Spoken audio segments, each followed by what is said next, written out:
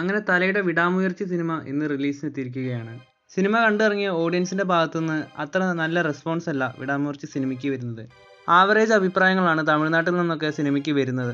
Making wise cinema അടിപൊളിയാണെങ്കിലും സിനിമയുടെ സ്ക്രിപ്റ്റാണ് സിനിമയിലെ ഏറ്റവും വലിയ നെഗറ്റീവായിട്ട് സിനിമ കണ്ടിറങ്ങിയ പ്രേക്ഷകർ പറയുന്നത്.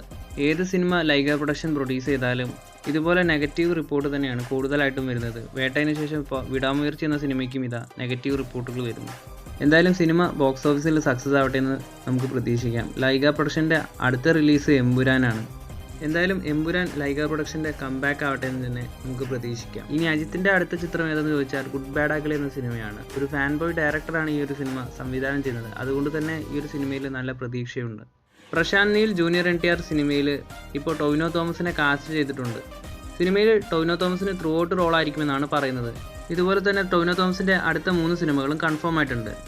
ലിജോ ജോസ് ആൻ്റണി സംവിധാനം ചെയ്യുന്ന പള്ളിച്ചട്ടമ്പി, അതുപോലെ മൂസിൻ പരാരി സംവിധാനം ചെയ്യുന്ന തന്തവൈബ്. ARM ടീം വീണ്ടും ഒന്നിക്കുന്ന പുതിയൊരു സിനിമയിലും ടൊവിനോ അഭിനയിക്കുന്നുണ്ട്. കൂടുതൽ സിനിമകളുടെ അപ്ഡേറ്റുകളുമായി അടുത്തൊരു വീഡിയോയിൽ കാണാം.